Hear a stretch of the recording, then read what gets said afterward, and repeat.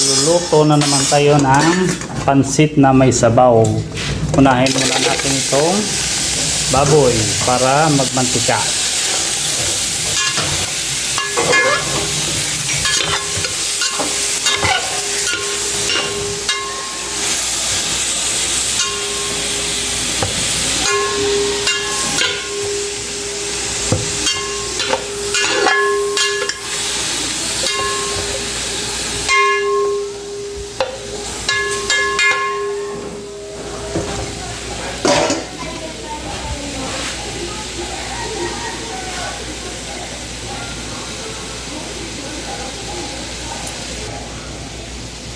Yan.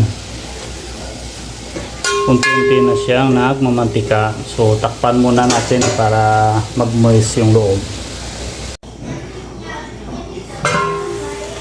Ito na.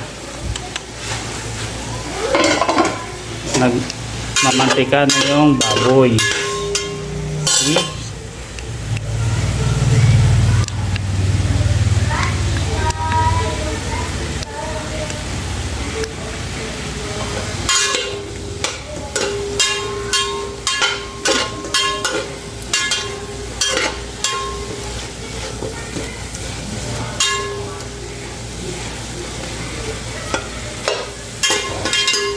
So, hintayin na lang natin na pumula na parang matusta. Ito na.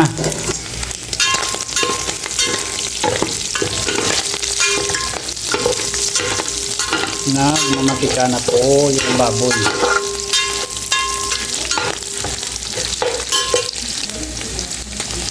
So, lagyan natin ng ahos.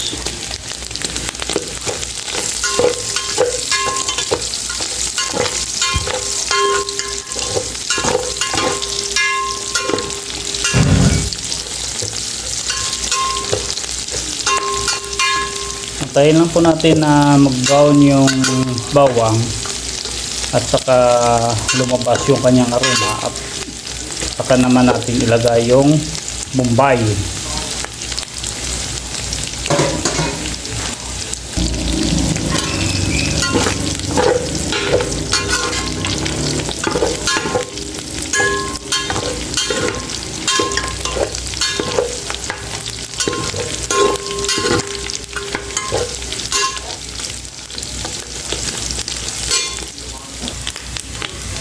Ito, nagba-brown na yung bawang, lagyan na natin yung bombay.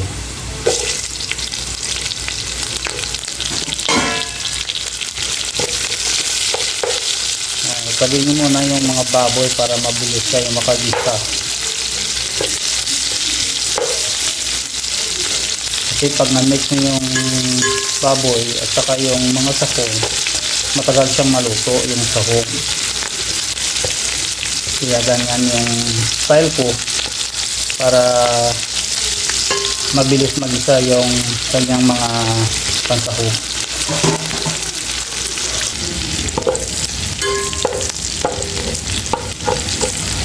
At ito na po, pwede na po natin itong mix pati yung baboy.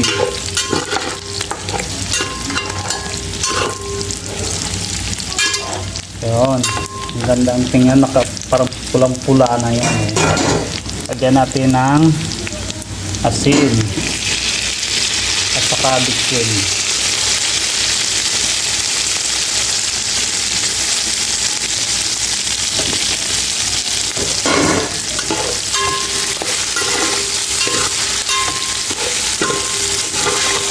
Para magkalasa naman. Ganyan lang po yung yung ginagawa ng matatanda doon sa amin sa before sa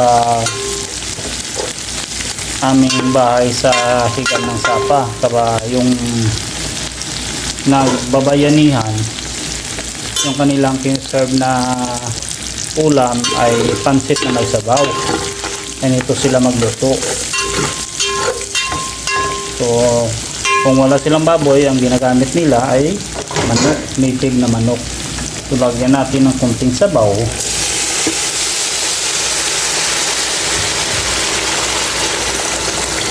So ilaga muna natin para lumambot yung baboy. Saka na lang natin lagyan ng maraming tubig.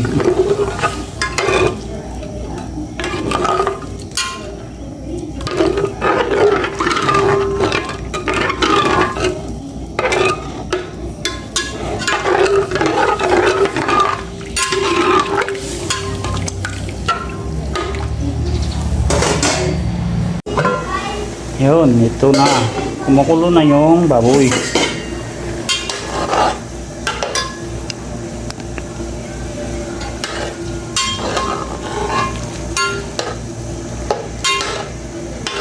So, pakulon pa natin ng matagal-tagal para talagang lumabas yung kanyang katas at masarap.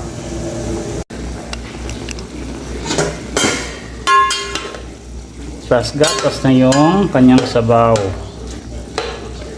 Yun, kunting pagluto pa. Kasi hindi pa malambot yung baboy. Kailan pa natin kinanglan. Okay.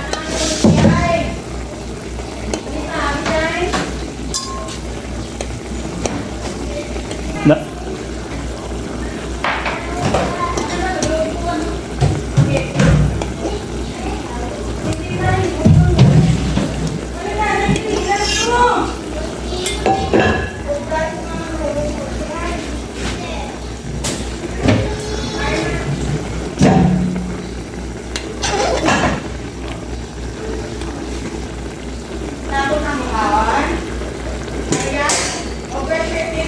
Lagyan natin ng maraming tubig.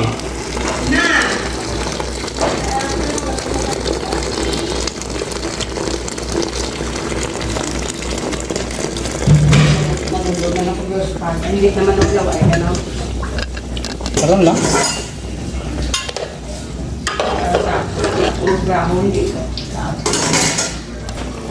Sunod na ilagay ang mga vegetable.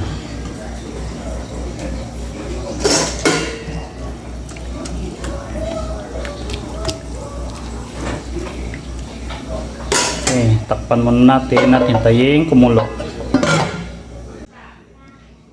Ito, kumukulo na. Sunod na lang natin yung carrots.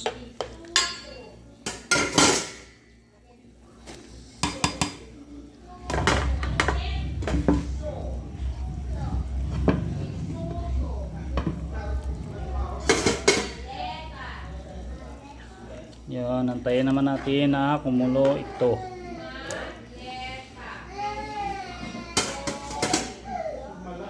Lagay na po natin yung pansit.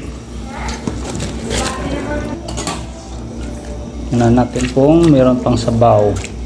Kung kunti na, dagdagan ulit ng kunting sabaw.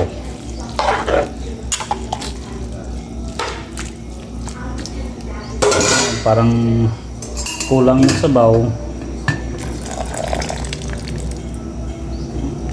Dagdagan muna natin.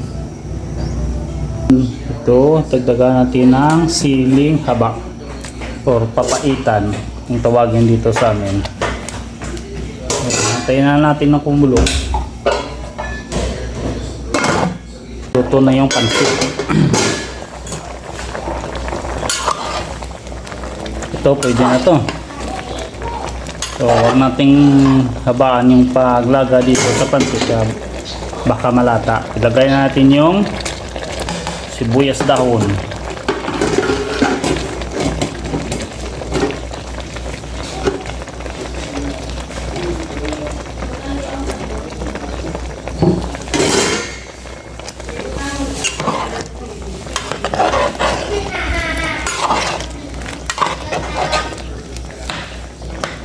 Butas pala akong ilagay itong dahon ng repolyo.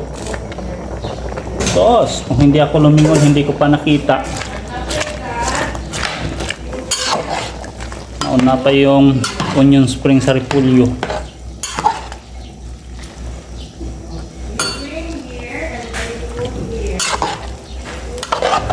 Ito na po yung finished product ng ating pansit na may sabaw. Ito yung ginagamit ng mga bayanihan noong una para ipaulam sa kanilang mga kapitbahay, mga kanilang pamilya na tumutulong sa paggawa ng bahay, pagbayanihan. Ito yun. Iwan ko lang sa ibang lugar. Ito yung ginagamit namin doon before. Okay. Ito na po, luto na.